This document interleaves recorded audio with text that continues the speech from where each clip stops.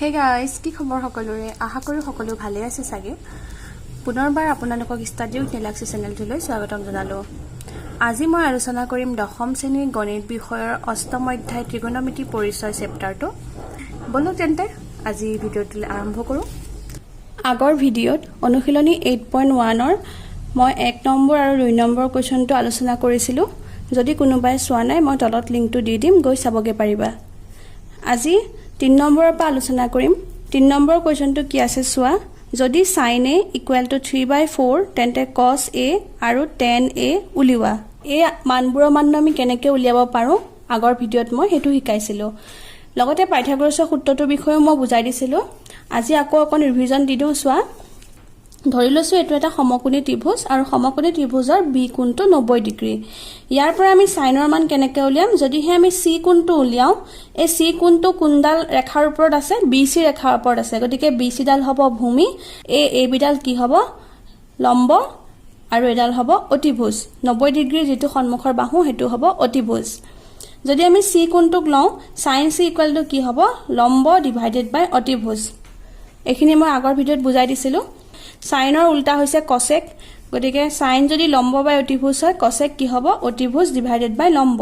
ঠিক তেনেকৈ cosৰ মান যদি আমি উলিয়াও মই প্ৰতিটো c কোণৰ কাৰণে উলিয়াই দিছো যদি cosৰ কাৰণে উলিয়াও তেনেহলে cosৰ কাৰণে কি হ'ব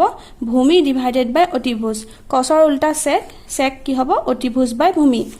tan c কি হ'ব tanৰ কাৰণে কি হ'ব লম্ব বাই ভূমি এই লম্ব ডিভাইডেড বাই ভূমি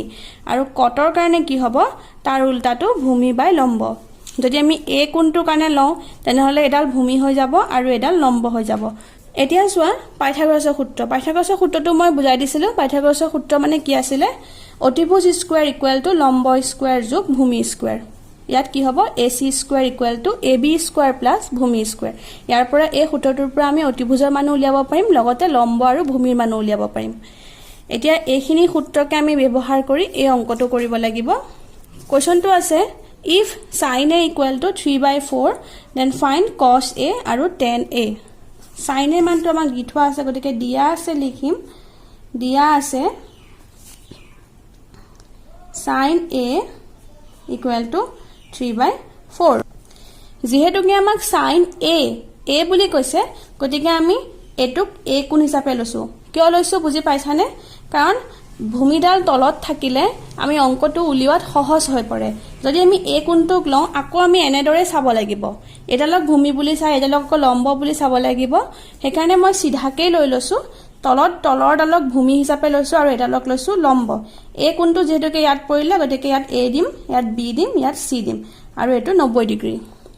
এতিয়া এডাল হৈ গল অতিভুজ এডাল হৈ গল ভূমি আৰু এডাল হৈ গল লম্ব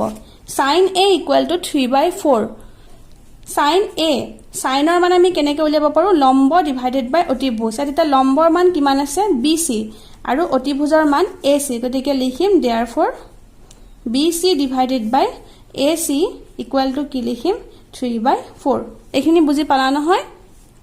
a বুলি কৈছে গতিকে আমি তলত লৈছো a কোণটো এডাল ভূমি হৈ গল এডাল লম্ব হৈ গল আৰু এডাল অতিভুজ হৈ গল আমি সাইনৰ মান কেনেকৈ উলিয়াব পাৰো লম্ব ডিভাইডেড বাই অতিভুজ এই ত্ৰিভুজটোত লম্ব হৈছে bc আৰু অতিভুজৰ মান হৈছে ac গতিকে bc বাই ac = 3/4 bc মান পালো আমি 3 আৰু ac মান পালো কিমান 4 কিন্তু এই সংখ্যাটোৱে যে হ'ব ইয়াৰ এক্সাক্ট নাম্বাৰ হেতু আমি ধৰি লব নোৱাৰো কাৰণ 3 আৰু 4 হয়তো ইয়াৰ সৰু ৰাশিটোও হ'ব পাৰে হয়তো ইয়াক কাটাকাটি কৰি পেলাই আমি সৰু কৰিছো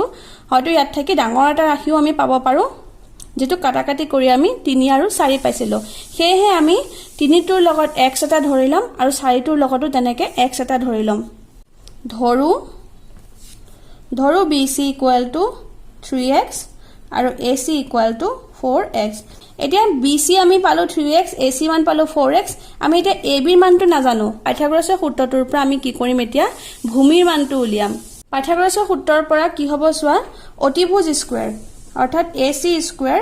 = লম্ব স্কয়াৰ প্লাস ভূমি square ab square plus bc square ইয়াত আমি ac ৰ মানটো জানো 4x গতিকে 4x হোল স্কয়াৰ ab ৰ মান আমি নাজানো গতিকে ab হৈ থাকিব যোগ bc স্কয়াৰ bc মান আমি কিমান জানো 3x 4 ক স্কয়াৰ কৰিলে 16 x ক স্কয়াৰ কৰিলে x square ab whole square 3 ক স্কয়াৰ কৰিলে 9 x ক স্কয়াৰ কৰিলে x স্কয়াৰ 9x স্কয়াৰ টো আমি এফালে লৈ আহিম এফালে থাকিলে ab স্কয়াৰ ইয়াত আমাক অকল ab ৰ মান যেহেতুকে লাগে গতিকে আমি স্কয়াৰটো উঠাই দিলে এফালে হৈ যাব root over 16x square minus 9x square equal to ab so আমি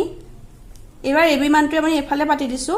ab ৰ মান কিমান পাম সোৱা 16 ৰ পৰা 9 গলে কিমান থাকে 7 16 ৰ পৰা 9 গলে থাকে 7 7x square therefore ab equal to কি হ'ব সোৱা 7 ৰ কোনো বৰ্গমূল নাই গতিকে 7 টো বৰ্গমূলৰ ভিতৰতে থাকিব x স্কয়াৰ যেহেতুকে x আমাৰ কেটা আছে এনেদৰে আছে x আমাৰ কেটা আছে দুটা আছে x দুটা পূৰণ হৈ আছে গতিকে এই দুটা x ৰ পৰা এটা x বাহিৰ আহি যাব বুজি পালা নহয় আমি ab ৰ মান কিমান পালো x √7 এটোৰ মান পালো x √7 এতিয়া আমি ab ৰ পৰা a cos a আৰু tan a টো উলিয়াই দিম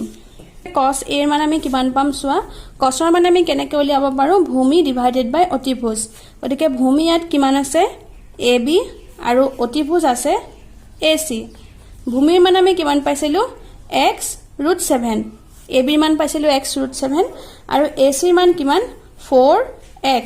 এতিয়া সোৱা ইয়াটো x আছে ইয়াটো x আছে গতিকে x x দুইটা কাটা কাটি গল ওপৰত থাকিলে √7 আৰু তলত থাকিলে 4 গতিকে cos a ৰ মান আমি কিমান পালো √7/4 নেক্সট আহিলে tan a tan ৰ মান আমি কেনেকৈ উলিয়াব শিকিছিলো লম্ব ডিভাইডেড বাই ভূমি গতিকে ইয়াত লম্ব কি আছে bc আৰু ভূমিৰ মান কিমান হ'ব ab bc ৰ মান পাইছো আমি 3x আৰু ab ৰ মান পাইছো x √7 x x কাটা কাটি গল ওপৰত থাকিল 3 তলত থাকিল √7 এটাকে নিৰ্ণয় cos a ইকুৱেল টু √7/4 আৰু tan a ইকুৱেল টু 3√7 বুজি পালা নহয় নেক্সট কোৱেশ্চনলে আহা 4 নম্বৰ কোৱেশ্চনটো সোৱা দিয়া আছে যে 15 cot a ইকুৱেল টু 8 তেন্তে sin a আৰু sec a উলিওৱা নেক্সট কোৱেশ্চনটো পাতি ললো আমাক দিয়া আছে কিমান 15 cot a ইকুৱেল টু 8 এটো মানটো পাতি ললো এটা ত্ৰিভুজ আকি লৈছো ত্ৰিভুজটোত যেহেতুকে এবাৰো আমাক a a a পৰিটো a কোণৰ বিষয়ে সুধিছে গতিকে a কোণটো আমি তলত আকি ললো কিয়নো তলত ভূমিডাল থাকিলে অংকটো কৰিবলৈ সুবিধা হয় a কোণটোৰ মান সুধিছে আমাক a কোণটো এবাৰ কি কৈছে sin a উলিয়াব দিছে আৰু এবাৰ sec a উলিয়াব দিছে এটা আমি cot a মানটো উলিয়াই লম সোৱা 15 টো ইয়াৰ লগত পূৰণ হৈ আছে 15 cot a যেতিয়া একো সংখ্যা নাথাকে যেতিয়া একো চিন নাথাকে হেতু পূৰণ চিন বুজায় আমাক লাগে অকল cotৰ মান গতিকে cot a টো ৰাখি 15 টো এফালে লৈ যাম এফালে হৈ আছে পূৰণ এফালে হৈ গলে হৰণ গতিকে আমি cot a ৰ মান কিমান পালো 8/15 এতিয়া cot a মানেনো কি cotৰ মান কেনেকৈ উলিয়াব পাৰি ভূমি ডিভাইডেড বাই লম্ব cotৰ মান আমি পালো ভূমি ডিভাইডেড বাই লম্ব ইয়াত ভূমিৰ মান কিমান আছে ab আৰু লম্বৰ মান হৈছে bc ab divided by bc equal to 8/15 আকৌ আগৰ অংকটোৰ দৰে আমি ধৰি লম যে ধৰু ab ইকুৱেল টু 8x আৰু bc ইকুৱেল টু 15x এটো 8x আৰু এটো 15x এতিয়া পাইথাগোৰাছৰ সূত্ৰ ব্যৱহাৰ কৰি আমি অতিভুজৰ মানটো উলিয়াম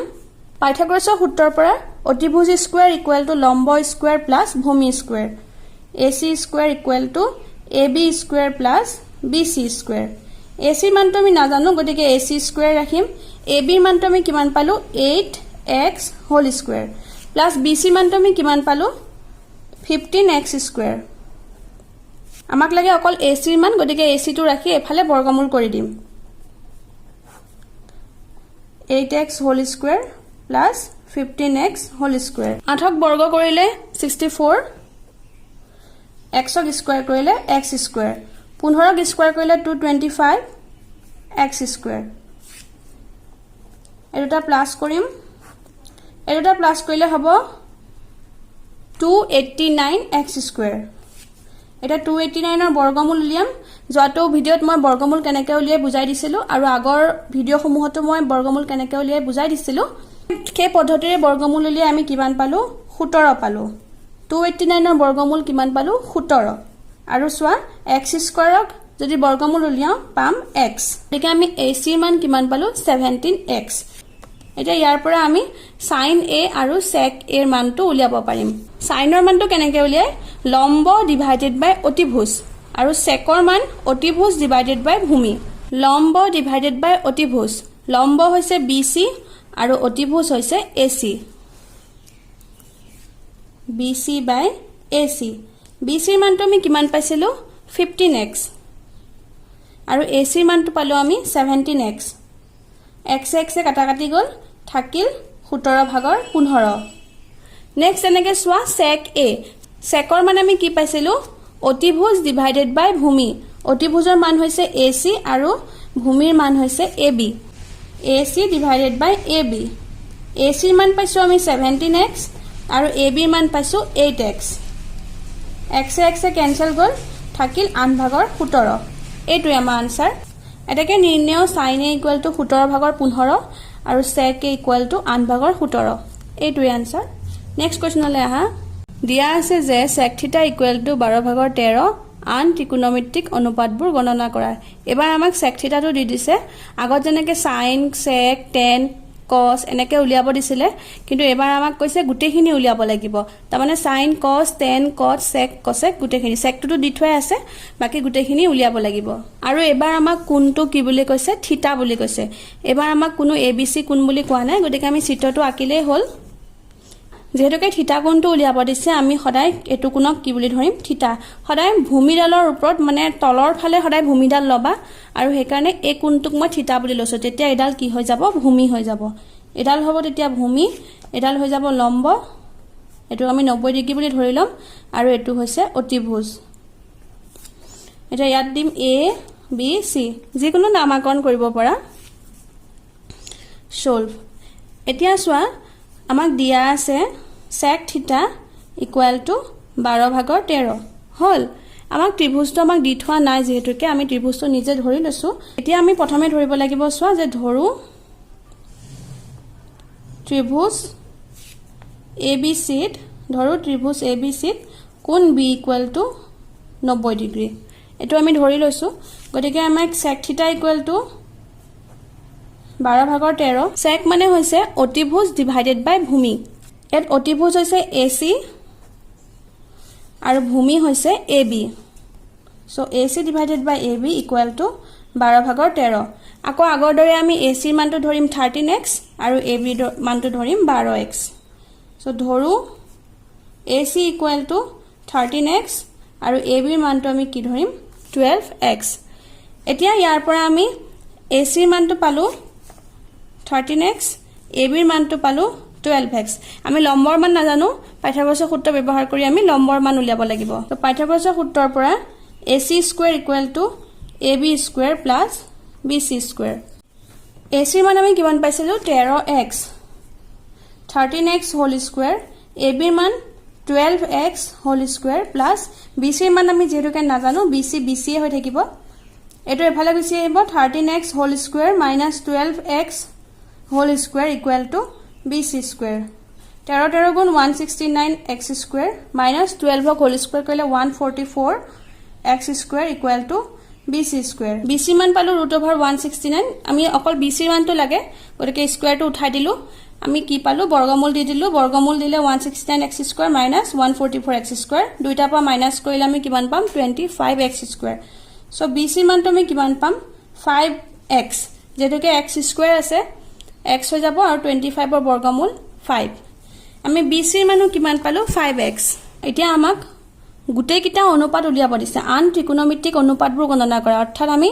sin উলিয়াব লাগিব cos উলিয়াব লাগিব tan উলিয়াব লাগিব আৰু sin ৰ উল্টা কি হৈ যাব cosec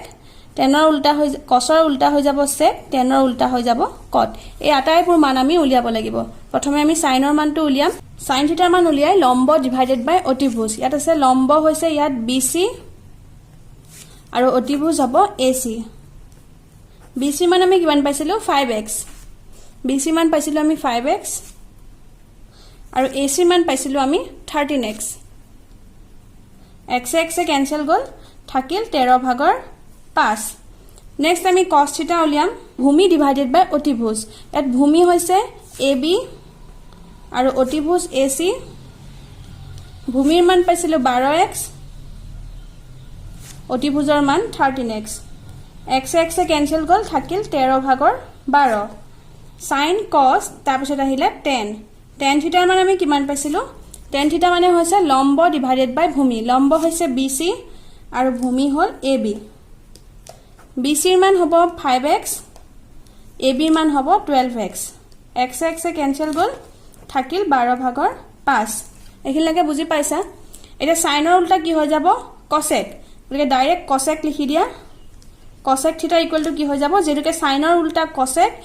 সাইন যদি আমি পাইছো 13 ভাগৰ 5 তোমালোকে পাবা cosec টো কিমান পাবা 5 ভাগৰ 13 কৰিও চাব পাৰা কাৰণ সাইন যদি হৈছে BC বাই AC cosec কি হৈ যাব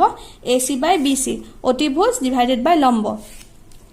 আকৌ কৰা খলনি মই ডাইৰেক্ট এখানে উল্টাই দেখাই দিছো sin থিটা ইকুৱেল টু যদি 13 ভাগৰ 5 হয় cosec থিটা কি হৈ যাব 5 ভাগৰ 13 ঠিক তেনেকে cos থিটা আমাক কি দিছে 13 ভাগৰ 12 দিয়ে দিছিল তথাপিও লিখি দিছো বাৰু sec থিটা ইকুৱেল টু কি হৈ যাব উপৰ যেদিকে 12 আছে 12 টো তললৈ আহিব আৰু 13 টো উপৰলৈ গুচি যাব tan ৰ মানটো চোৱা 12 ভাগৰ 5 পাইছো গতিকে আমি cot ৰ মান কিমান পাই যাম তলত 5 ওপৰত 12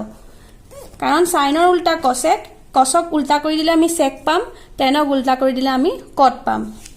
এটাকে নিৰ্ণয় sin থিটা ইকুৱেল টু 13 ভাগৰ 5 cos থিটা ইকুৱেল টু 13 ভাগৰ 12 tan থিটা পালো 12 ভাগৰ 5